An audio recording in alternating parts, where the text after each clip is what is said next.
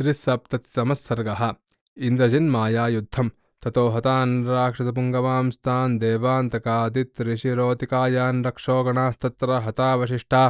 ते रावणाय त्वरितं शशंसुः। ततो हतंस्तान् सहसा निशम्य राजा मोहाश्रुवरिप्रदाक्षः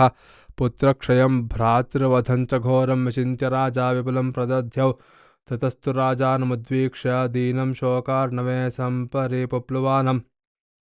रतर्षभोर्राक्षसराजसूनुः तमिन्द्रजिद्वाक्यमिदं बभाषे न तातमोऽहं प्रतिगन्तुमर्हसि यतेन्द्रजिज्जीवति राक्षसेन्द्र मद्बाणनिर्भिन्न विकीर्णदेहाः प्राणैर्वियुक्ताः समरे पतन्ति नरेन्द्रारिबाणाभिहतो हि कश्चित् प्राणान् समर्थः समरेऽभिपातुं पश्याद्य रामं सह लक्ष्मणेन मद्बाणनिर्भिन्न विकीर्णदेहं गतायुषं भूमितले शयानं श्रुतैः शरैराचित सर्वगात्रम् इमां प्रतिज्ञां शृणु शक्रशत्रोः सुनिश्चितां पौरुषदैवयुक्ताम् अद्यैव रामं सह लक्ष्मणेन सन्तार्पयिष्यामि शरैरवो मोघैः अद्येन्द्रवैवस्वत विष्णुमित्र साध्याश्विवैश्वानरचन्द्रसूर्याः द्रक्ष्यन्तु मे विक्रममप्रमेयं विष्णोरिवोग्रं बलियज्ञवाटे स एवमुक्त्वा त्रिदशेन्द्रशत्रुः आपृच्छ राजानमदीनसत्त्वः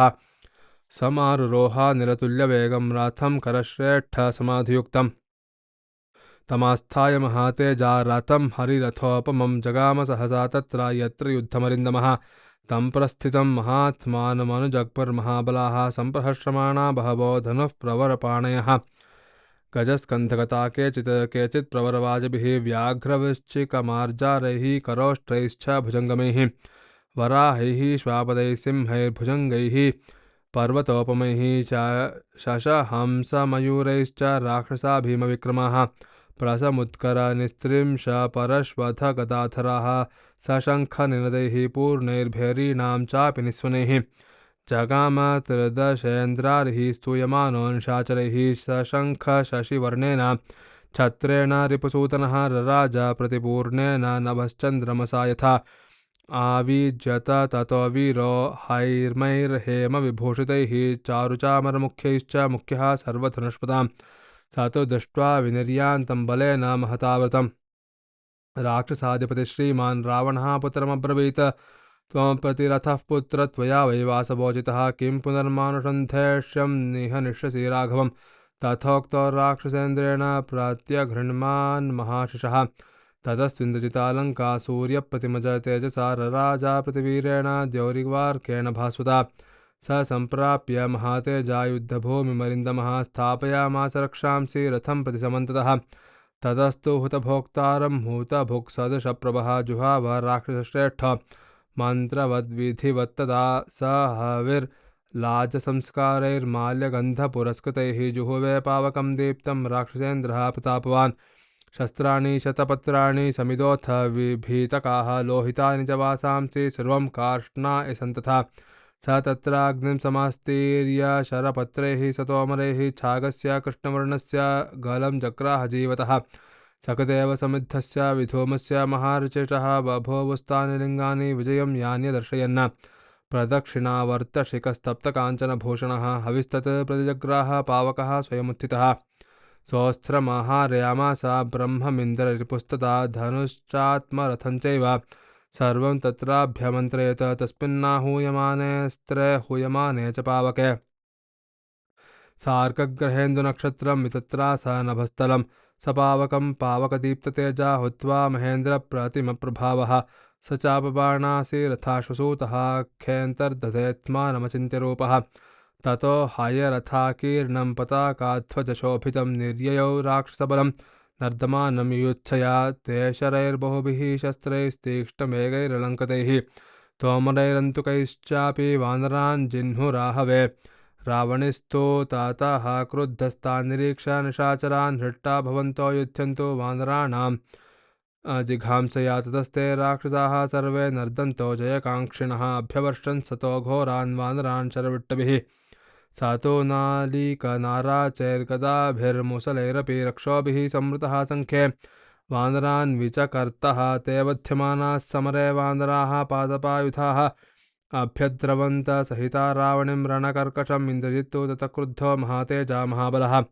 वानराणां शरीराणि व्याधमद्रावणात्मजः शरीनैकेन च हरिनवपञ्च च सप्त च चिच्छेद समरे क्रुद्धो राक्षसान् सम्प्रहर्षयन् सशरैः शूरसङ्काटैः शातकुम्भविभूषितैः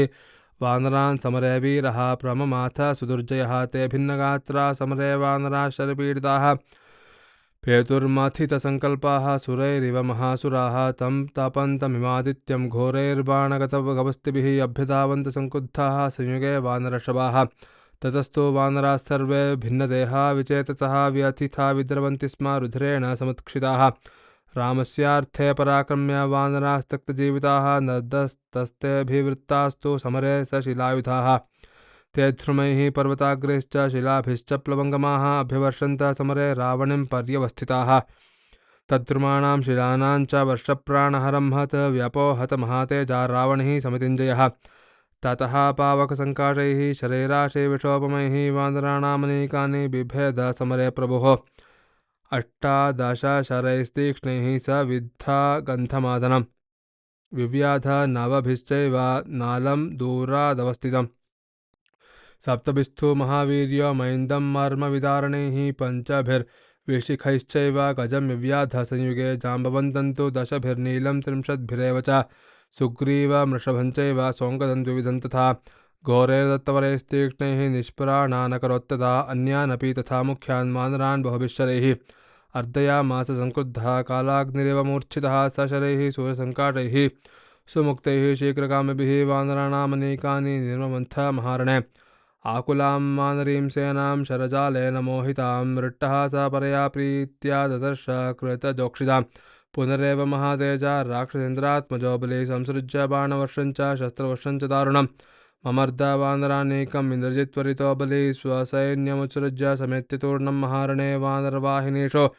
अदृश्यमानः शरजालमुग्रम् अवर्ष नीलाम्बुधरो यथाम्बूते शक्रजिद्बाण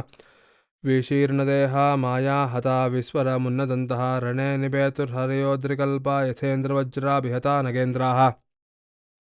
ते केवलं सन्तदृशुः शिताग्रान् बाणान् रणे वानरवाहिनीषु माया निगूढन्तु सुरेन्द्रशत्रं न चावतं राक्षसमभ्यपश्यन् ततः स रक्षोदपितर्महात्मा सर्वादिशो बाणगणैश्चिताग्रैः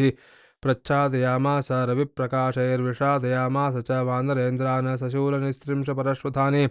व्याविध्यदीप्ता नरसन्निभानि सबुस्फुलिङ्गोज्ज्वलपावकानि ववर्ष तीव्रं प्लवगेन्द्रसैन्ये ततो ज्वलनसङ्काटैः शितैर्वानरयूथपाः ताडिताः शाक्रचिद्बाणैः प्राफुल्ला इव किंशुकाः तेऽन्योन्यमभिसर्पन्तो विनदन्तश्च विस्वरं राक्षसेन्द्रास्त्रनिर्भिन्ना निपेतुर्वानरषभाः उद्वीक्षमाणा गगनं केचिन्नेत्रेषु ताडिताः शरैर्विविशुरन्योन्यं पेतुश्च जगतीतले हनुमन्तं च सुग्रीवमङ्गदं गन्धमादनं जाम्बवन्तं सुषेणं च वेगदर्शिनमेव च मैन्दं च द्विविधं नीलं गवाक्षं गजगोमुखौ केसरिं हरिलोमानं विद्युद्दंष्ट्रं च वानरं सूर्याननं ज्योतिमुखं तथा दधिमुखं हरिं पावकाक्षं नलं चैव कौमुदं चैव वानरं प्रासैः शूलैः शितैर्बाणैरिन्द्रजिन्मन्त्रसंहितैः विव्याध हर्षार्दूलान् सर्वांस्तान् राक्षसोत्तमः स वै गदाभिर्हरियूथमुख्यान् निर्भिद्य बाणैस्तपनीयपुङ्खैः ववर्ष रामं शरवृष्टिजालैः सलक्ष्मणं भास्कररश्मिकल्पैः स बाणवैशैरभिवर्ष्यमाणो धारानिपातानिमतानचिन्त्य समीक्षमाणः परमाद्भुतश्रीरामस्तथा लक्ष्मणमित्युवाच असौ पुनर्लक्ष्मणराक्षसेन्द्रो ब्रह्मास्त्रमाश्रित्य सुरेन्द्रशत्रुः निपातयित्वा हरिसैन्यमुग्रमस्मान् शरैरर्दयति प्रसक्तेः स्वयंभुवा दत्तवरो महात्मा समाहितोऽन्तर्हितभीमकायः कथन्नु शक्यो युधि नष्टतेहो निहन्तमद्येन्द्रजिदुद्यत्तास्त्रः मन्ये स्वयंभोर्भगवानचिन्त्यो यस्यैतदस्त्रं प्रभवश्च योऽस्यः बाणावपातां स्वमिहाद्यधीमन्न मया सहाव्यग्रमणः सहस्व प्रच्छादयत्येष हि राक्षसेन्द्रः सर्वादिशः सायकवृष्टिजालैः एतच्च सर्वं पतिताग्रशूरं न भ्राजते वानरराजसैन्यम् आवान्तु दृष्ट्वा पतितौ विसंज्ञौ निवृत्तयुद्धौ गतरोषहर्षौ ध्रुवं प्रवेक्ष्यत्यमरारिवासामसौ समादाय रणाग्रलक्ष्मीं ततस्तु ताविन्द्रजिदस्त्रजालैर्बभूवुस्तत्र तथा विशस्तौ स चापितो तत्र विषादयित्वा ननादहर्षाद्युधि राक्षसेन्द्रः। स तत्तदा वानरसैन्यमेवं रामञ्च सङ्ख्ये सह लक्ष्मणेन विषादयित्वा सहसा विवेश पुरीं चग्रीव भुजाभिगुप्ताम्। इत्यार्षे श्रीमद् रामायणे वाल्मीकिये आदिकाव्ये चतुर्विंशतिसहस्रिकायां संहितायां युद्धकाण्डे इन्द्रजिन्मायायुद्धन्नाम 3सप्ततितमः सर्गः। जानकीकान्तस्मरणं जय जय राम राम।